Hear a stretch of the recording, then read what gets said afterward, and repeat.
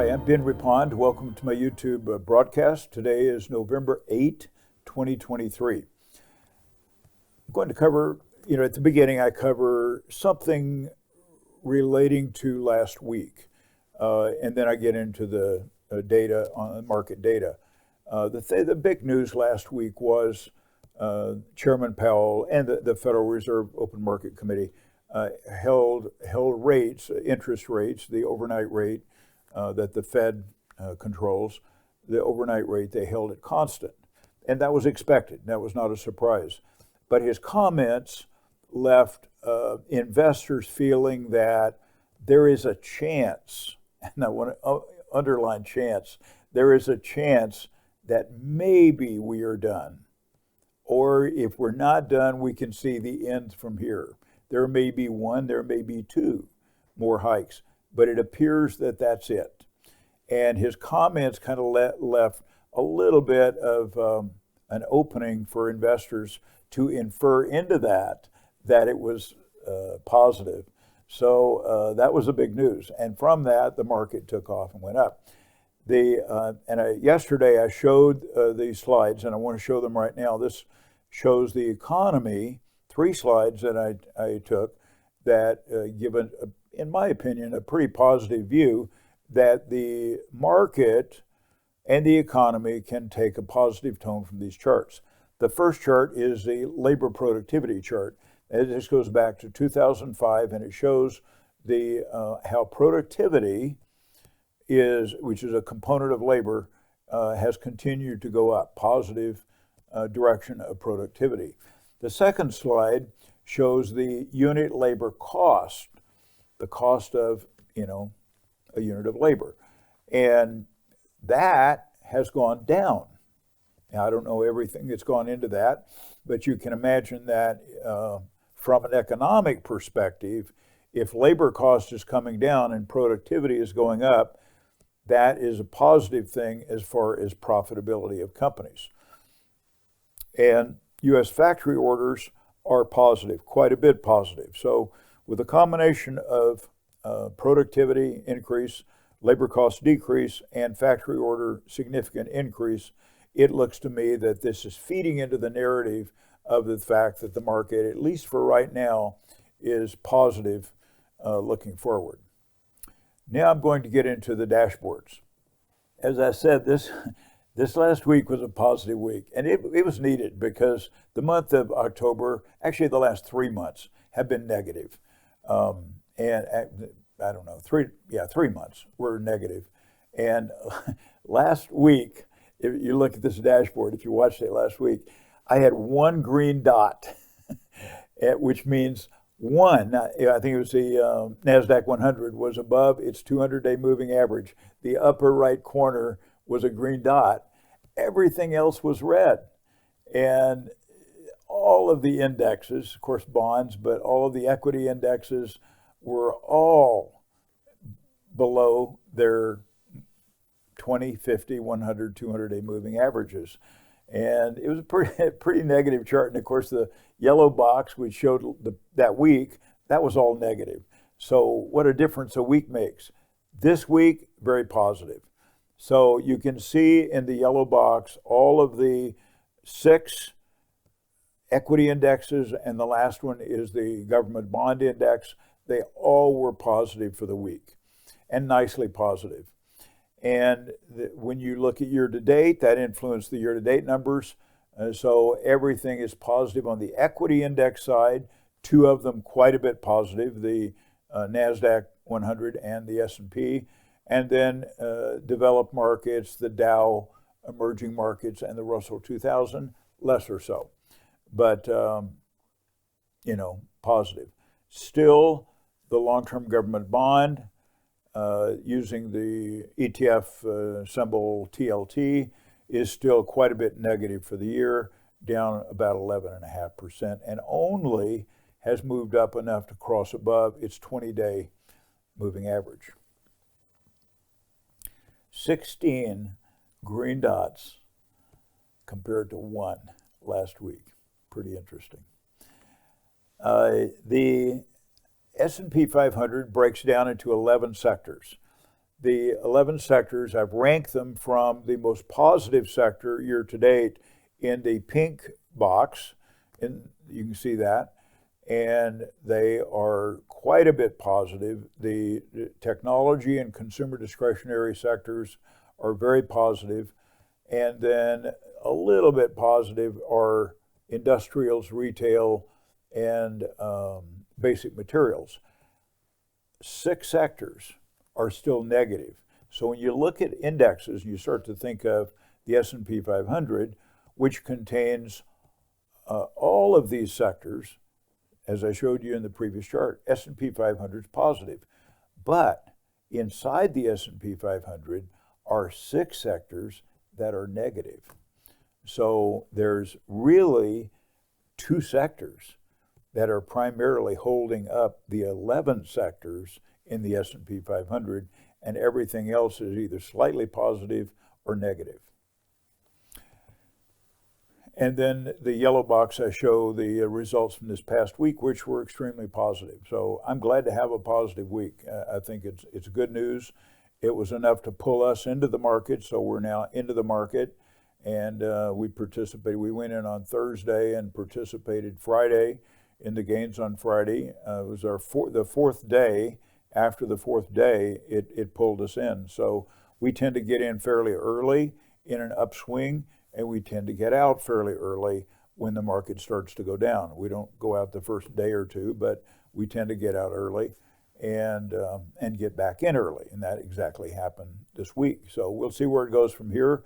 If the market turns around and goes back down, we're going to get out. So we're not going to wait around for the fireworks. So, but right now, I'm glad to see the positive market, and I'm certainly glad to see that we're starting to make some money instead of just sitting on the sidelines. So this is the S&P 500.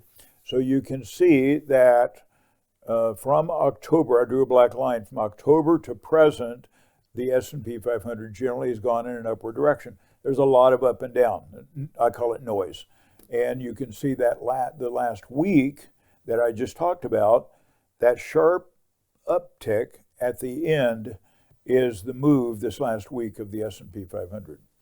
So, but yeah, generally speaking, positive performance, and let's hope it continues. When I put on a relative strength basis, the growth part of the S&P 500 compared to the value portion, numerator growth, denominator value, and the ETFs are SPY-G and SPY-V. When I put that on a relative strength chart, this is what the chart looks like. And so you can see from the beginning of 2023, generally speaking, it's gone up. And what that means is over the last 10 months, growth has been in favor. However, this last few weeks, you see that move down at the very end, the far right. You can see what that means is value on a weekly basis, value has been in favor. So I don't know where that's going to go, but right now that's what it represents, probably over about a month or so period of time. Also on a relative strength basis, the S&P 500, large cap, large companies in the Standard & Poor's Index, relative to the small cap, small companies, the Russell 2000 of the smallest companies, when it goes up, the large companies are the numerator, SPY, and the denominator is IWM, which is the Russell 2000 small cap index. So when it goes up, it favors large companies. When it goes down, it favors small companies. So I drew an arrow from March to present, and you can see the degree to which large companies have outperformed small companies. However, the last couple of weeks, you can see the tick down, where that means that small companies for this short period of time are actually beginning to outperform large companies. So, but over that period of time, definitely larger companies have been more dominant. This is not a relative strength chart. This is the 20-year government bond ETF called TLT. and it is a strong performing bond index when bonds are in favor, and it is used quite a bit in portfolios. And you can see over a 42-month period of time the direction that long-term bonds have been. And through last week, I don't remember what day, in this past week, bonds were at a point, they were down around 83, 84, and they started at 171.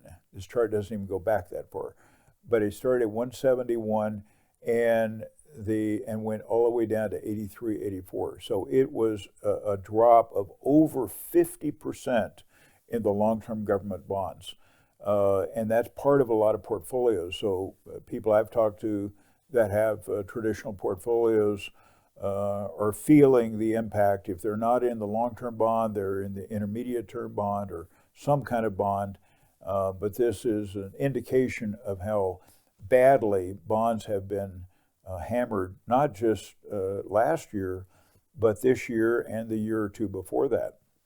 So, but there is a tick up at the end. So you look at the far right corner, you can see that tick up, and bonds did have a positive week. So if there is a perception that bonds are going up, or said another way, if interest rates are going down and bond yields are going down, if there's a perception of that, it is often the case that bond prices will tend to anticipate that and start to move up. So is that tick up the beginning of a positive run on bonds? It could be. I don't know. But for those that hold bonds, particularly in buy and hold portfolios, I'm sure that they were glad to see this week. The dollar has been, short term, has been going up relative to other currencies. So if you're in another country or you've traveled to another country, you realize the value of having US dollars to spend in other countries. It buys you more. And of course, those who come from other countries, it buys you less in the US. But this last week, you can see the tick down where the bond slipped, or excuse me, the dollar slipped some. So, but that's the 24-month picture for the dollar. Gold had a slight tick down for this past week, but overall since a year ago, November a year ago, the general direction of gold has been up. Same thing for silver. Silver is actually, this, as you see at the very far right corner, that silver has actually had a slight increase this week and is same thing since last October. The trajectory is in an upward direction. So this is silver versus gold. Silver is the numerator, gold is the denominator in a relative strength chart. And this shows, and it goes up and down a lot. That's why I didn't put an arrow in here, because it's kind of directionless. But you can see that it has been, I think, kind of generally in a downward direction, meaning it's favored gold. But this last week, because silver had a little bit of a tick up, gold had a little bit of a tick down, you can see there was an upward movement on relative strength favoring silver. Bitcoin continues to run. There have been, over the past week or two, probably 2 weeks, Bitcoin has been doing very, very well. Maybe it's 3 weeks now. Very well, and you can see that at the far right of the chart.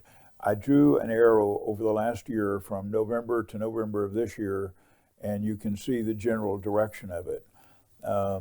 We have a Bitcoin strategy, and we tend to, because Bitcoin, look at the first part of the chart on the left.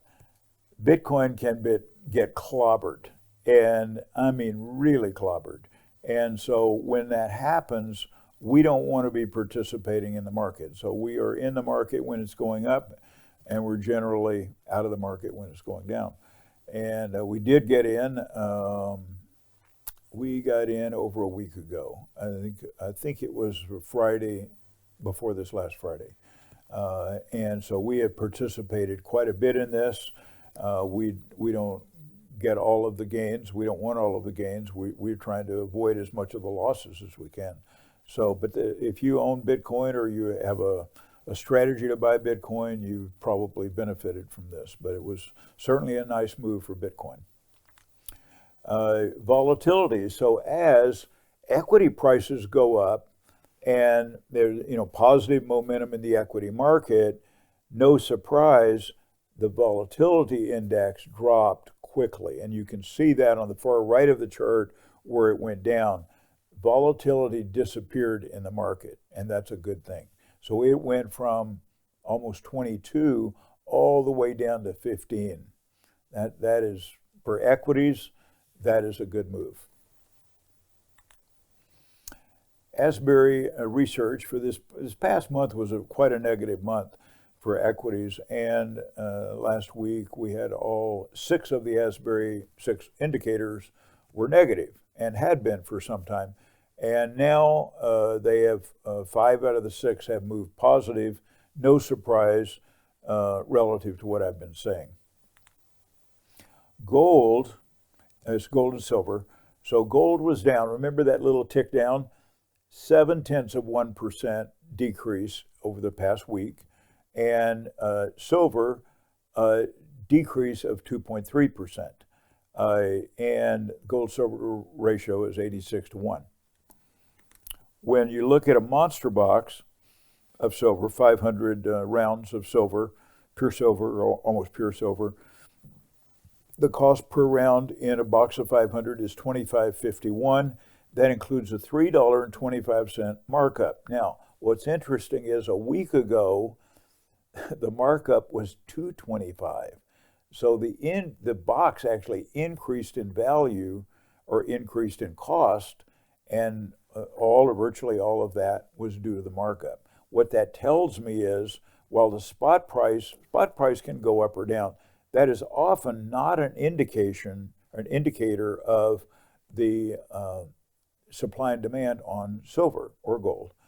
But the markup is an indicator of demand. So the fact that silver went up, I'm not in that business, so I can't tell you for sure the demand went up. That's what I know historically, is that as demand goes up, the markup goes up and vice versa. So and a 20 and a 50-cent difference for a tube versus 500. Source of the information is my son Preston. The sales numbers are giving him indigestion. Speaking about Ronald McDonald. The sales for McDonald's stores in general, nationwide, has been declining quite a bit in the last 3 months. August, September, and October, down. Why are they down? In my opinion, I don't know why, because you actually have to ask people why they aren't spending what they used to spend. But at least for the people who get meals at McDonald's, I don't happen to be one of them, but for those that do get their meals at McDonald's, they have been cutting back quite a bit. Now, what that tells me is there's a squeeze on the consumer. I've shown some data yesterday that indicates that, and I think the consumer is continuing to get squeezed. That's a function of inflation.